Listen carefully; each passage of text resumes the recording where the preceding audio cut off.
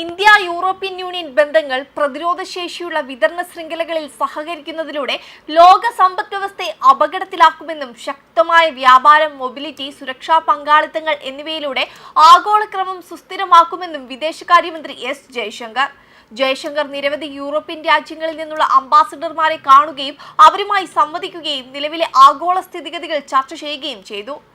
European union രാജ്യങ്ങളിൽ നിന്നുള്ള അംബാസഡർമാരുമായി സംവദിക്കാൻ കഴിഞ്ഞതിൽ സന്തോഷമെന്ന് എക്സിലെ ഒരു പോസ്റ്റിൽ അദ്ദേഹം കുറിച്ചു. ആഗോള കാര്യങ്ങളിൽ വർദ്ധിച്ചുവരുന്ന അനിശ്ചിതത്വത്തെക്കുറിച്ചായിരുന്നു ചർച്ചകൾ. ലോകത്തിന്റെ നിലവിലെ അവസ്ഥയെക്കുറിച്ച് അവരോട് സംസാരിച്ചു. അസ്ഥിരതയും പുതിയ സാധാരണത്വവുമായി മാറുന്നുവെന്നും അദ്ദേഹം പറഞ്ഞു. ഇന്ത്യ യൂറോപ്യൻ യൂണിയൻ സഹകരണം കൂടുതൽ ആഴത്തിലാക്കേണ്ടതിന്റെ പ്രാധാന്യവും ജയശങ്കർ അടിവരയിട്ടു. ശക്തമായ ഇന്ത്യ യൂറോപ്യൻ യൂണിയൻ ബന്ധങ്ങൾക്കായി ഒരു വാദിത്വം ഉയർത്തി പ്രതിരോധശേഷിയുള്ള വിതരണ ശൃംഖലകളിൽ സഹകരിച്ച് ലോക സമ്പദ് വ്യവസ്ഥയെ അപകടത്തിലാക്കുക, ആന്റി പൈറസി പ്രവർത്തനങ്ങൾ, വികസന പദ്ധതികൾ തുടങ്ങിയ പൊതുവസ്തുക്കൾ നൽകിക്കൊണ്ട് അന്താരാഷ്ട്ര സമൂഹത്തിന് ഉറപ്പു നൽകുക, ശക്തമായ വ്യാപാരം, മൊബിലിറ്റി, സുരക്ഷാ പങ്കാളിത്തം എന്നിവയിലൂടെ ആഗോളക്രമം സ്ഥിരപ്പെടുത്തുക. വരാനിരിക്കുന്ന ഉന്നതതല ഇടപാടുകളെക്കുറിച്ച് പരാമർശിക്കവേ റിപ്പബ്ലിക് ദിനത്തോടനുബന്ധിച്ച് യൂറോപ്യൻ പാർലമെന്റ് അംഗങ്ങൾ ഇന്ത്യ സന്ദർശിക്കുമെന്നും റിപ്പബ്ലിക് ദിനാഘോഷങ്ങളിൽ പങ്കെടുക്കാൻ യൂറോപ്യൻ കൗൺസിൽ പ്രസിഡന്റ് അന്റോണിയോ കോസ്റ്റയുടെ European Commission President Ursula von der ലെയന്റെയും സന്ദർശനത്തിനായി താൻ ആകാംക്ഷയോടെ കാത്തിരിക്കുകയാണെന്നും വിദേശകാര്യമന്ത്രി പറഞ്ഞു.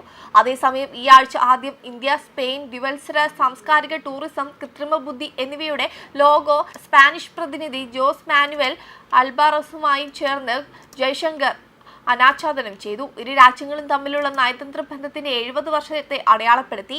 യൂറോപ്യൻ രാജ്യത്തെ ഇന്തോ പസഫിക് സമുദ്ര സംരംഭത്തിലേക്ക് സ്വാഗതം ചെയ്തു. ഇന്ത്യ സ്പെയിനിന്റെ 70-ാം വാർഷികം ആഘോഷിക്കുന്നു.